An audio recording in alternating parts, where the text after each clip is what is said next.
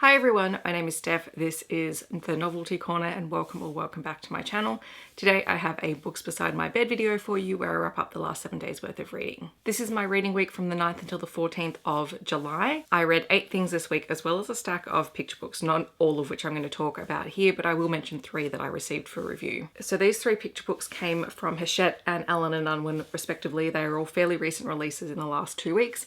And I will have a separate review video up on Little Bookish Teacher, but I did want to mention them here because they were sent to me. So from Allen and Unwin, there is Feelings Are Wild by Sophy Williams and Gavin Scott, which is a really gorgeous book about feelings. It is also a counting book, so it counts from 1 to 10 and back again, as all of these very adorably illustrated animals get up to some fun activities and explore the emotions and the feelings that come along with it. So it counts all the way to 10, all the way back.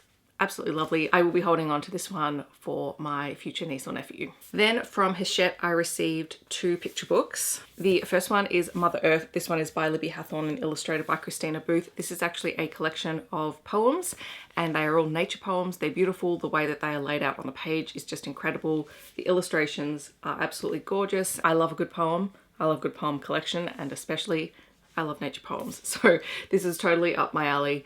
And I really am so excited to add this to my poetry book collection. And then I read what will probably be my favourite picture book of the year, or close second, because I think the next book in the Welcome to Our Country book series will also be a favourite. But it is this book, The Gargoyle by Zana, Fraillon and illustrated by Ross Morgan. Take a look at that gargoyle. This is a really beautiful story. It actually made me tear up when I was reading it, which is no mean feat for a 32-page book.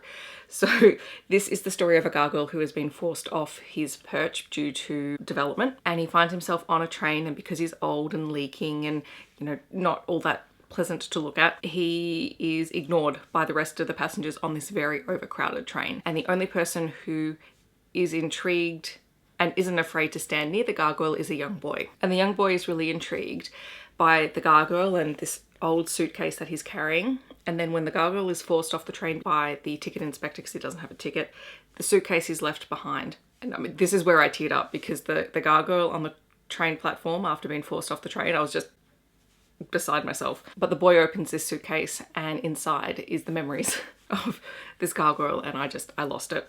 I really did. It is a beautiful book about aging, about the way that humans are constantly always pushing forward, not always thinking about what has come before as well.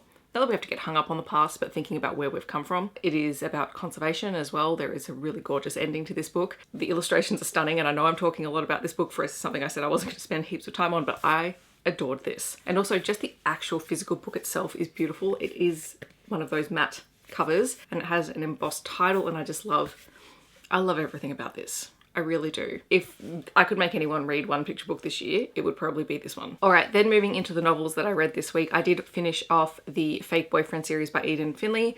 So I read Final Play, which is kind of a collection of final epilogues for all of the couples in the series, and that takes place throughout the series all the way to the end of the series as we sort of see the next steps in the relationships for all of these characters who got their HEAs in their own book. So it's not an essential read, but it is one if you enjoy the characters in the series. I also read Fake Boyfriend Breakaways, which is a collection of 3 novellas that took place between all of the main books and feature side characters who we met in those stories and their romances. They're all romances. They were all really fun and enjoyable stories. I enjoyed going back and sort of reading these ones for the first time because I hadn't read them the last time I read the Fake Boyfriend series, and I'm glad that I've completed that little part of the Seidenverse. And I think I'll be going into Eden Finley's Pop Star series next because I haven't read any of that, and I want to sort of go down that path and then circle back to the CU Hockey and reread those. But I figure I should probably try and read some of the books that I haven't read yet before I reread the ones that I have. I also read Before Girl by Kate Canterbury, which is book 1 in the Vital Signs series. I actually did a dedicated members reading vlog for this,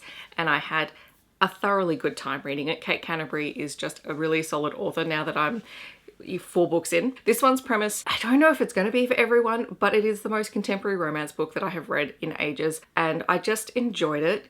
We have Cal, who is former military. He's now a cardiothoracic surgeon. He's in his, I think he's in his 40s. Both characters are, 35 plus. He is a great surgeon. He's a great guy. He's just incredibly awkward. And he has been seeing this woman around the same running track that he goes to, and he just doesn't know how to approach her. He's been watching her for months. So kind of creepy, yes, but he thinks the world of her. and he's never met her. Until one day she stops in the middle of the path because of an animal that crosses the path, and she freaks out, and he runs into her and literally knocks her over, and so they are forced to converse. This is where his awkwardness kicks in, because everything that comes out of his mouth just sounds really dirty. But she can tell that he's being he's not doing it on purpose, and he's trying to help her, like he's trying to fix up the scrapes that she got from being pushed over and whatnot. And I loved both of these characters. Stella is just an awesome heroine. She is someone who has been through some bad relationships in the past, and so she doesn't want complicated. She is happy to have no strings attached sex. She has a couple of guys that she thinks she has a fairly open and honest relationship with, in that they hook up every now and then, and that's all it is. And yet she's intrigued by Cal, and even though she, you know, explains to him, I'm not a relationship person, this is not what's going to happen between us, they just start spending time together. They're constantly on dates. It starts out really fast. It's very much like an insta lust attraction sort of story, and then it dies down, and they just date and they get to know one another. And that's why I mean it's not necessarily going to be for everyone, because not everyone likes that instant sort of romance relationship thing. But it's kind of weird because it starts off really high and then it dies down, and they have to build their way back up again. And I thought it was fun. Kate Canterbury's writing style is just very enjoyable to read, and I enjoyed it. So if you want actual specific thoughts, it's part of my channel memberships. My special edition of The Sinner and the Scholar by Lana Pecherczyk arrived this week, so of course I read it, because why wouldn't I? This series is connected to the Deadly Seven series, and it does feature characters from that series. I wasn't actually expecting them to be in this book. I actually thought this book was like a prequel series, but no, it's post Deadly Seven. And the best way to describe it is kind of Buffy meets Supernatural meets the Da Vinci Code, which I know is a tagline that I've seen used somewhere, and it's very, very accurate, because you have a group of assassin nuns who are considered to be sinners, and you also have a group of male demon hunters from the Vatican, and then you have demons trying to take over the world. This does play up a lot of the rivalry between men and women, particularly within the church in this book. So if that's going to be something that is an issue for you, maybe skip this series.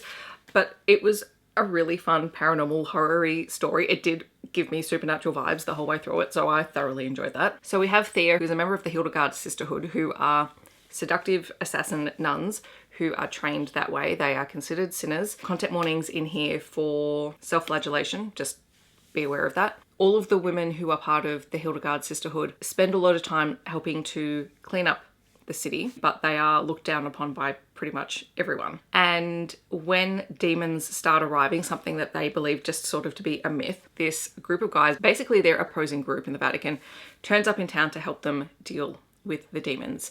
And that means that we meet Wesley, who is a very bookish, very knowledgeable guy who also happens to have the ability to throw around magic and knows a lot about demon hunting.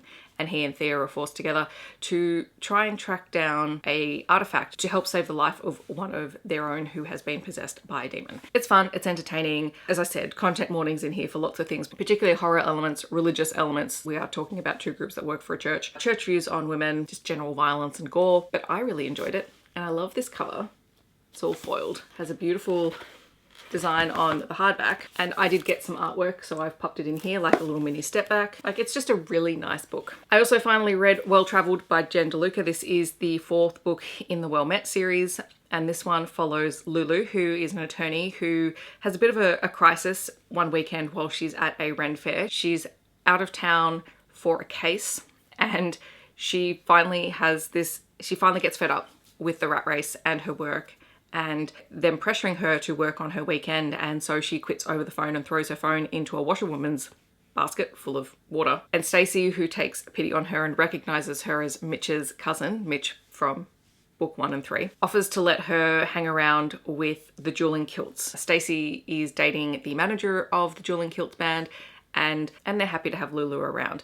Lulu ends up sort of trying different jobs out at the Ren Fair, and then ends up finding herself a job as the office manager for the Mystics, which was great. There's a lot of tarot in here, which was really cool to read about. As the summer sort of goes on, Stacey gets to know the members of the Dueling Kilts, particularly Dex, who we have known through the series is kind of a playboy. But as Stacey spends more time with him, she realizes that, yeah, he might be a playboy, but maybe he might also be moving on from that stage of his life, but he just doesn't know how to communicate that with people who constantly just make jokes about it, because that's their running gag with him. They know him well. And he actually has hidden debts and he does a lot for the people in his band, for his family, but they don't always know that it's him that does it. And I loved these two characters. They come from totally opposite worlds. They have totally different approaches to what they want their life to look like, but they find each other. And then when they realize that they're all in and they're, the reality of their lives sets in, because Stacey does want to go back to work. She doesn't want to quit being a lawyer, but she wants to get back into something that she feels really proud of and that she wants to be a part of. They have to negotiate what that looks like for them. And that's like the very last part of the book, and I thought was the part that I enjoyed the most. Otherwise, this is just a really fun summer read as they sort of just go through the motions of the summer. Anyway, I really enjoyed it. It's not my favorite in the series, but it's not my least favorite by a long shot. So I had fun. I'm disappointed that I put this off for so long, but also maybe not, because I think maybe I needed to read it now. I also read Up in Flames by Eden Finley and Saxon James. This is their most recent release. It came out on Thursday. It is an contemporary romance. It is a standalone. There are mentions of characters from Puck Boys book 4, but Up in Flames does stand on its own. It is the story of Remy, who is an EMT who is waiting at the altar for his fiancée, and one of the groomsmen comes out. His name is Sandon, and he is a firefighter from a firehouse that Remy's firehouse often works with, so they know each other. And Sandon has to tell Remy that his fiancée has left. And you just get that whole moment of Remy being, well, I've been left at the altar. Remy sort of goes off and Sandon follows him, and then you get this moment of them bonding, because Remy thinks Sandon doesn't like him. Sandon has had a crush on Remy since before he got engaged to his fiancée, but has not been able to share that because he was friends with Remy's fiancée, and he's furious at the way that he's left Remy at the altar. Anyway, Remy decides to go through with the reception, turning it into a petty party, and then he decides to go on the honeymoon, and Sandon follows him because he doesn't want Remy to be alone. He's kind of worried he's going to do something while he's on his honeymoon because he's heartbroken. And the two end up addressing the fact that they are attracted to one another. They have this fling at the very end of the honeymoon that they don't necessarily intend to bring back to reality when they return, but they kind of can't stay out of each other's orbit. Their paths cross at work. They end up spending time with one another. They're both dealing with some really heavy things. So Remy is dealing with what happened at the wedding, but also the realization that his fiancée was emotionally manipulative. He was living really in a domestic abuse situation that does at one point escalate to threats of violence when the fiancé does come back into the story. He's a big part of the story and Remy is dealing with that. The fiancé also constantly gaslights Remy, and like those were really hard to read. Like I haven't experienced that, and I found that really tough to read, so please be aware of that going into the book. Those moments are in contrast with some really light moments in the story, so don't think it's all dark. It's definitely not, but there are heavy themes. And then you have Sandon, who became a firefighter because his sister died in a fire that he survived, and he's never really dealt with that. So both of these guys end up in therapy, which is great. And they have to decide whether their relationship is a codependent relationship based on their own separate traumas, and whether or not they can actually be together, whether they have the strength to support one another alongside the therapy that they're going through. And I love this book. I really do like Eden Finley and Saxon James's writing style. It's very, very easy to read. And while this is probably the most serious in tone of their books, they do still bring, as I said, that levity at times that are appropriate. And I appreciate that about their writing. And then I read 2 more books in the Carolina Comet series by Teagan Hunter. I read One Timer, which is about Hollis, who has just recently gotten divorced from her husband, and on the night of her sister's wedding, she ends up sleeping with Lau, who is the team captain for the Carolina Comets. And it's meant to be a one-time thing, and then she finds out that she's pregnant, and the two have to deal with that. Lau reacts really badly the first time that he finds out that she is pregnant, and that's due to an experience he's had in the past. And then he spends a lot of the rest of the book making up for that and proving that he wants to be part of his child's life. He and Hollis have decided that they're not going for a relationship, they're going to co-parent, except they spend all of their time together and are accidentally dating and then sleeping together because why not? And figuring out the boundaries of their relationship. And then I read Sin Bin, and this is an age gap romance between Smith and Amelia. Smith is a sentiment, I think, from the team, and Amelia is 10 years his junior, so I think they are 28 and 38 when the story is taking place. And she works as a social media manager for the team. And we find out that 2 years earlier they had a weekend fling before she started working for the team. She's also the assistant coach's niece, and so that's sort of another forbidden aspect to this story. But mostly it's because the team has recently put out a memo saying that people who work for the organisation cannot date players and that it is a fireable offence. But when Amelia's boss tells her that she is up for promotion for her boss's job because her boss is leaving, the one thing that Amelia has to do in order to prove that she's ready for this job is to do a player series of interviews with Smith. And he is notoriously private. They've ignored each other's existence for the last 2 years, and suddenly they are forced back together. And this makes them confront their past and their feelings for one another. At the same time, Smith is also towards the end of his career and figuring out how does he want to end his career. Does he want to keep playing and just fade out, or does he want to go out on his own terms? So they're really interesting stories. As I've said in previous videos, Teagan Hunter is just very compulsively readable and I'm thoroughly enjoying it. I only have one more book left. Kind of sad about that, but then we'll just go into her backlist probably. All right, so those are the books that I have read this week. In the comments, I'd love to know if you have read any of them or if you're planning on picking any of them up. Otherwise, feel free to share something that you have been reading and enjoying in the past week. If you want to let me know that you're here but you don't want to leave a comment, feel free to leave a crystal ball emoji down below. Otherwise, I hope that wherever you are in the world, you're staying safe and healthy, and I will see you in my next video. Thanks so much for watching. Bye, everyone.